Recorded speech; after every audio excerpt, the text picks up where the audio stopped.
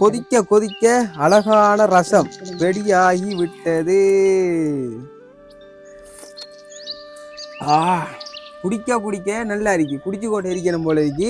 வேற வேற முறையில தெரிந்தவை செய்திருப்பார்கள். ஆனால் இந்த முறையில் செய்து பாருங்கள், சூப்பர் இருக்கும். பாருங்கள். வணக்கம், இது உங்கள் டிஆர்எஸ் குக்கிங் சேனல். ஒவ்வொரு நாளும் உங்களுக்கு புது புது விதமான உணவுகளை நாங்க சமைச்சு அதை எப்படி சமைக்கிறேன்னு வீடியோ மூலமா காண்பிச்சு கொண்டிருக்கிறோம்.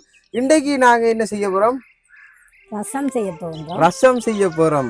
இது என்னன்னா, இது வந்து நாங்க செய்ய போறது மிளகு ரசம். மிளகு இருக்குது, அதே மாதிரி மல்லியும் இருக்குது. ரெண்டையும் சேர்த்து எல்லாத்தையும் சேர்த்து ஒரு ரசம் ஒன்று செய்ய போறோம். ரசம் எப்படி 5 நிமிஷத்துல எப்படி ஒரு ரசம் தயாரிக்கிறன்றதான் இந்த வீடியோல காட்ட போறோம். அதுக்கு தேவையான பொருட்கள் எல்லாம் முதலாவது மல்லி கொஞ்சம் சிறிதளவு, அதில் செத்தல் ஒரு 5 எடுத்தால் போதும். திரும்ப மிளகு, அதை நான் தேவையான சொல்லுவேன். நான் 2 கரண்டி போதும். இதில் 1 கரண்டி சின்ன சீரகம், மற்ற கருவேப்பிலை சிறு கொஞ்சம் இந்த இவ்வளோ எடுத்திருக்கு. மற்ற வெள்ளைப்பூடு உண்டு. பிறகு புளியம்பழம், பழப்புளியம் சொல்லுவாங்க, புளியம்பழம். ஆனால் கொறுக்காம போட்டு அதை ரசம் செய்யலாம். நாங்கள் புளியம்பழத்தில் செய்யலாம், அது இன்னும் கொஞ்சம் சுவையாக இருக்கும். வீட்டில் இருக்கிற பொருட்களை வச்சுக்கொண்டு 5 நிமிஷத்துல ரசம் செய்ய போறோம். ரசம் வந்து எதுக்காக செய்து காட்டுறோம்னா, இப்ப நிறைய பேருக்கு இப்ப மழை சீசன் வந்து ஒன்றைக்கு மழை சீசன் வந்தாலே தடுமல் வரும், காய்ச்சல் வரும், அடுத்து என்ன தொண்டை பிரச்சனை வரும், வயிற்று கோளாறு வரும். அதனால அந்த நோய்களுக்கான ஒரு உணவாகவும் இருக்கலாம் இந்த ரசம். இது இப்ப இந்த ரசத்தை நீங்க பருகிற மூலமா வந்து தடுமல், காய்ச்சல், வயிற்று போக்கு, இப்படி நிறைய பிரச்சனைகளுக்கு ஒரு தீர்வா அமையும். ஸோ இந்த ரசம் எப்படி செய்யறன்றத இந்த வீடியோல நாங்கள் உங்களுக்கு ஃபுல்லா காட்ட போறோம். 5 நிமிஷத்துலேயே ரசம் ரெடியாக போகுது. அதான் இந்த வீடியோவில் காட்ட போகிறோம். வீடியோ ஸ்கிப் பண்ணா ஃபுல்லாக பாருங்க. அது மட்டும் இல்லாமல் நிறைய பேர் வீடியோ பார்க்குறீங்க, ஆனால் சப்ஸ்கிரைப் பண்ண மறக்கிறீங்க.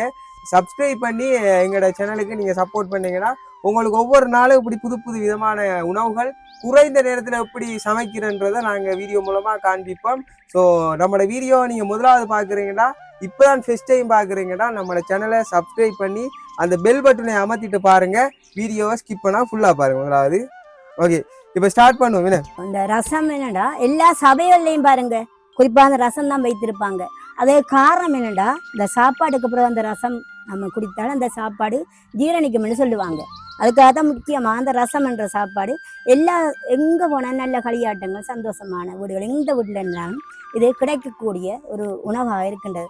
அதை உங்களுக்கு நாங்கள் செய்து காட்ட இப்போது உள்ளோம். பாருங்கள், நீங்களும் வீட்டில் இருந்து இப்படி ஒவ்வொரு நாளும் இல்லாட்டியும் இப்போ வாரத்தில் ஒரு 2-4 நாளும் இந்த ரசம் நீங்கள் செய்து பருகிற மூலமா உடல் ஆரோக்கியமாக இருக்கும். ஸோ நீங்களும் ட்ரை பண்ணி பாருங்க வீட்டில். முதலாக என்ன செய்யணும்? நம்ம முதலாவதாக இந்த மல்லியையும் உரலில் இடிக்க போன்றோம். பாருங்களா, உரல்ல இடிச்சு தான் இந்த ரசம் செய்ய போறோம். இந்த இருக்க புளியம்பழத்தை பாருங்கள். இந்த புளியம்பழத்தை தண்ணியை ஊற்றி வச்சா கொஞ்சம் இலை இருந்தானே.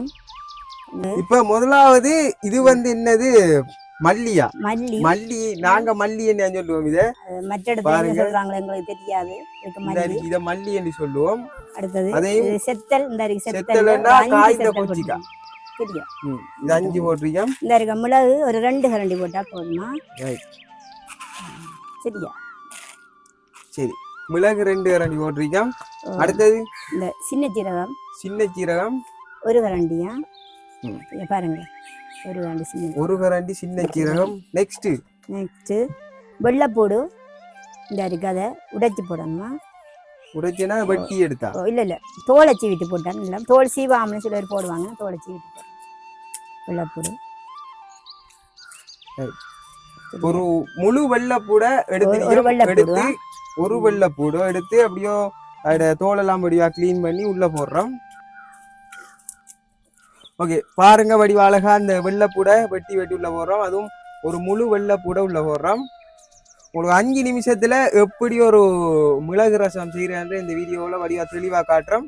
நீங்க வீடியோ ஸ்கிப் பண்ணாம ஃபுல்லா பாத்தீங்கன்னா இது எப்படி செய்யறன்ற முறை உங்களுக்கு தெரியும். இப்ப வெள்ளைப்பூட அப்படி ஃப்ரெஷ்ஷா உடைச்சி நாங்க போடுறோம். என்ன கழுவல்லையாண்டி எல்லாம் கேட்பீங்க.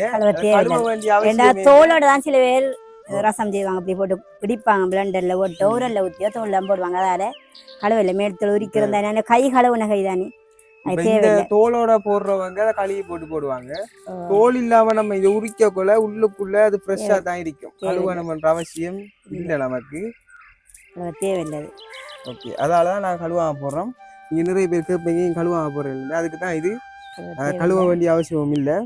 இதை உரல்ல உப்பு இல்லாமல் இருக்குது. உப்பு தேவை தானே, உப்பு போடக்குள்ள போடலாம். கருவேப்பிலையும் புளியம்பழம் இருக்குது, அதில் நம்ம சேர்த்து கலக்கிற நேரம் போட்டு அடுப்பில் வச்சு கொதிக்க வைக்கலாமா? சரியா? சில பேர் பால் ரசம் செய்வாங்க, அதே தேங்காய் பால் ஊற்றி. அதை நாங்கள் செய்யலைன்னா நாங்கள் தனி ரசம், தண்ணியை ஊற்றி மட்டும்தான் ரசம் செய்கிறோம். தண்ணியை ஊற்றி செய்தால் எல்லாம் நமக்கு நல்லது தானே.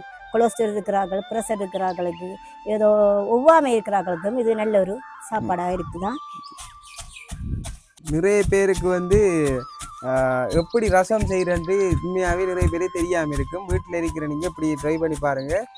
உண்மையாகவே இது ஒரு ஆரோக்கியமான உணவு. அதனால தான் நாங்கள் வந்து இதை வீடியோவாக உங்களுக்கு காண்பிக்கிறோம். பாருங்க, இப்படி தான் உரலில் இடித்து வடிவாக ஒரு அழகான பதத்துக்கு வரும். இது அழகா வந்து இப்போ கொஞ்சம் நாங்கள் இடிச்சதால இப்படி ஒரு பதத்துக்கு வந்து போதுமா? மாமா இடிக்க வேண்டிய அவசியம் இல்லை. ஏன்னாண்டா தண்ணியில் ஊற்றி அடுப்பில் வைக்கணும்னா ஊறி எல்லாம் புளி உப்பு எல்லாம் சேர்ந்து ஒரு நல்ல ஒரு சுவையாக வரும். நார்மலாக அடித்தாலும் இப்போ என்ன நாங்கள் உரலில் இடிக்கிறோம். உரலில் இடித்து நம்மளோட கையால் இடிக்கக்குள்ள ஒரு தனி டேஸ்ட் வரும். இதுவே நீங்கள் வீட்டில் ட்ரை பண்ணி பார்க்கக்குள்ள பிளெண்டரில் அடிக்கலாம். பிளெண்டரில் அடித்து நீங்கள் பாவிக்கலாம். ஏன்டா உரல் இப்போது அந்த எவரும் பாவிக்கிற குறைவு, நாங்களும் பாவிக்கிற குறைவு தான். இப்போ உங்களுக்கு செய்து காட்டணும்ன்றதுக்காக அந்த உரலில் பாவிக்கிறோம். ஓகே, நீங்கள் வந்து வீட்டில் ட்ரை பண்ணி பார்க்குறீங்க, பிளெண்டரில் அரைச்சிங்கன்னா உங்களுக்கு நேரமும் மிச்சமாகும். ரைட், இப்போ இடிச்சு எடுக்குது அவ்வளோத்தையும். அடுத்து என்ன செய்யணும்? அடுத்ததாக இதை சட்டியில் வச்சு கொதிக்க வச்சுட்டு அடுத்தது வந்து இப்போ சட்டியில் வந்து கழுவிடுவார். முதலாவது மண் சட்டியை கழுவுறோம். கழுவி இருக்கிற சட்டி ஏற்கனவே கழுவித்தான் வச்ச, திரும்ப ஒருக்கா நாங்கள் கழுவுறோம். ரைட், மண் சட்டியில தான் நீங்களும் இதை செய்யணும் இல்லை. உங்களோட வீட்டில் நீங்கள் ஏதாவது சட்டி என்னத்துலனாலும் கேஸ் அடுப்பில் செய்யலாம். படிவா நாங்கள் இந்த அடுப்பில் செய்து காட்டுறோம். ஓகே, நாங்கள் விறகு அடுப்பில் செய்கிறோம், நீங்கள் கேஸ் அடுப்பில் செய்யுங்க. அழகான ஒரு மா பதத்துக்கு மா மாதிரி தான் நந்திருக்கணும். இந்த இனி புளியம்பழத்தை கரைச்சி விட்டப்புறம் பாருங்க. ரைட், அந்த பருப்போட போடையில சில ஆனால் கொறுக்காவும் போடலாம். கொறுக்கா போட்டாலும் சுவையாக இருக்கும். இது புளியம்பழம் போடுறோம். புளியம்பழம் போட்டால் அதே விட நல்ல சுவையாக இருக்கும். நாங்கள் இப்போ இதை புளியம்பழம் போடுறோம், நீங்கள் வந்து கொறுக்கா புளியும் போடலாம். ஏதோ இருக்கிற வச்சு போடலாம். முதலாவது நாங்கள் என்ன செஞ்சினாங்கன்னா மல்லி, செத்தல், மற்ற மிளகு எல்லாத்தையும் போட்டு வெள்ளைப்பூலாம் போட்டு இதில் இடித்து எடுத்துனாங்க. பிறகு நாங்கள் இந்த இருக்கிற பழப்புளி, அதாவது புளியம்பழம், அதை நாங்கள் கரைச்சி ஊற்றுறோம். நீங்கள் கொறுக்கா புளியும் போடலாம். ஏதாவது புளிப்புக்கு என்ன போட்டாலும் சரி தானே? புளிப்புக்கு இல்லை கொறுக்கா பழப்புளி போடுங்க. புளிக்கு வேறு ஏதாவது உங்களுக்கு புளி இருந்தால் போடுங்க. ஆனால் அவ்வளவு சுவையாக இருக்காது. ரசத்துக்கு ஏற்ற அந்த அந்தந்ததுக்கு அந்தந்த போட்டால் தானே சுவையாக இருக்கும். அதனால புளியம்பழம் நிறைய பேர் புளியம்பழம் போட்டிங்கன்னா நல்ல டேஸ்ட்டாக இருக்கும், ஒரு வித்தியாசமான டேஸ்ட்டாக இருக்கும். ரைட், இப்போ அதை நாங்கள் ஊற்றுறோம்.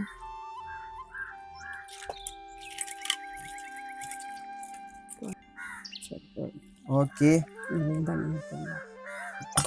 இதை பாருங்க, அழகா வந்து இப்போ நாங்கள் அதுக்கேற்ற மாதிரி தண்ணி ஊற்றி வச்சிருக்கிறோம். இதை பார்த்தா உங்களுக்கு விளங்கும். கருவேப்பிலை இந்த கருவேப்பிலை கொஞ்சம் போடுறோம். இப்போ கருவேப்பிலை போடுறோம். சிக்கா மணத்துக்காக மணமும் இருக்கும், கருவேப்பிலையில ஒரு தனி சுவையும் இருக்கும். சரி, உப்பு அதில் போடல. உப்பு போட்டிருக்குன்னு பாருங்க. உப்பு ஒரு ஸ்பூன் போதுமா? ஒரு ஸ்பூன் உப்பு போதும். ரைட், ஓகே, இவ்வளவுதான் இதுக்கு தேவையான. ஓகே, ரசத்துக்கு தேவையான பொருட்கள் இவ்வளவுதான். அதாவது மல்லி, மிளகு, சீரகம், வெள்ளைப்பூடு, அடுத்தது இந்த புளியம்பழம்.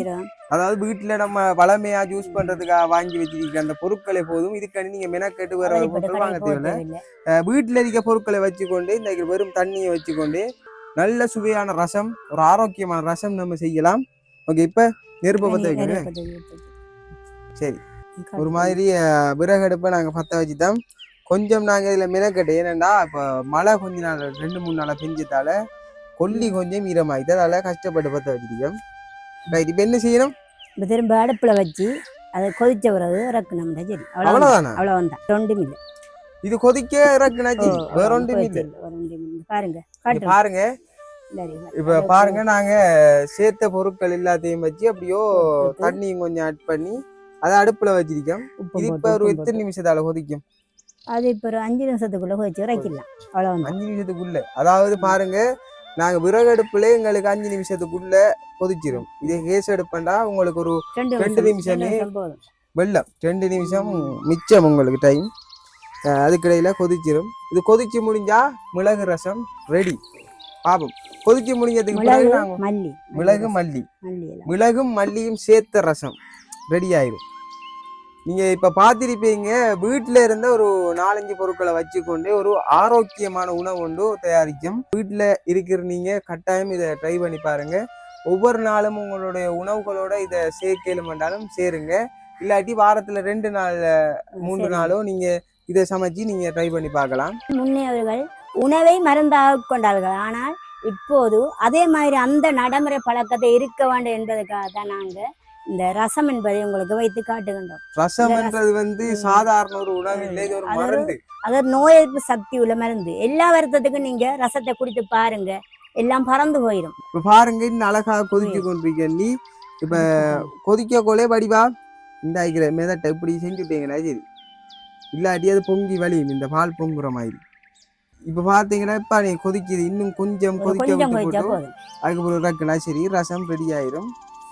எப்படி இருக்கு பாருங்க. சரி ரைட், அழகா கொதிச்சு வந்து இப்ப இறக்க போறோம். இறக்குறதுக்கு முன்னாடி நான் கொஞ்சம் வச்சு பாருங்க.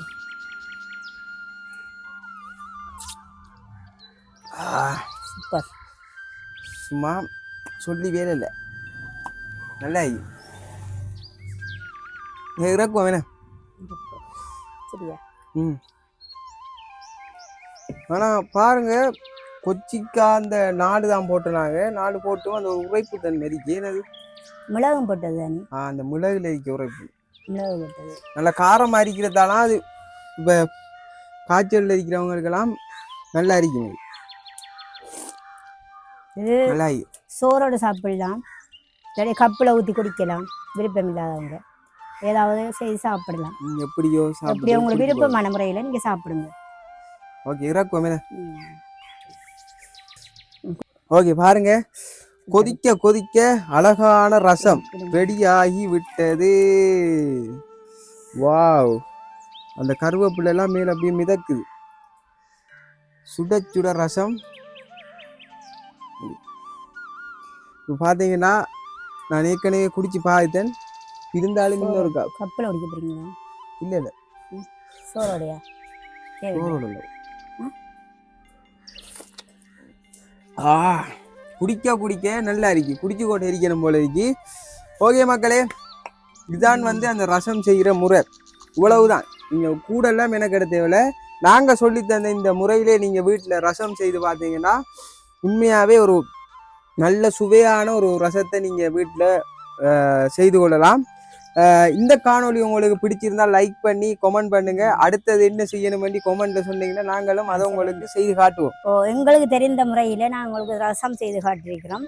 வேற வேற முறையில தெரிந்தவை செய்திருப்பார்கள். ஆனால் இந்த முறையில் செய்து பாருங்கள், சூப்பர் இருக்கும். பாருங்க, நீங்களும் செய்து பார்த்து வீட்டில் டேஸ்ட் பண்ணி செய்து தாங்க. நல்லா இருந்தது, அருமையாக இருந்தது. உங்களோட கருத்துக்களை தெரிவிங்க. இன்னொன்று வீடியோ நிறைய பேர் பார்க்குறீங்க, சப்ஸ்கிரைப் பண்ண பார்க்குறீங்க. எங்களோட சேனலை சப்ஸ்கிரைப் பண்ணி அந்த பெல் பட்டன் அமர்த்தி விட்டால் தான் நாங்கள் போடுற எல்லா காணொலியும் உங்களுக்கு நோட்டிஃபிகேஷனில் வந்து சேரும். இன்னொன்று நாங்கள் வந்து ஸ்டார்ட் பண்ணது வந்து 3 நாட்கள் தான். 3 நாட்களுக்கு எங்களுக்கு நிறைய ஆதரவு தாரீங்க, நிறைய பேர் வீடியோஸ் பாக்குறீங்க. எல்லாருக்கும் எல்லாருக்கும் நன்றிகள். இன்னும் உங்களுடைய சப்போர்ட் நாங்க எதிர்பார்க்கிறோம். அடுத்த காணொளியில சந்திக்கிறோம். பாய் பாய்.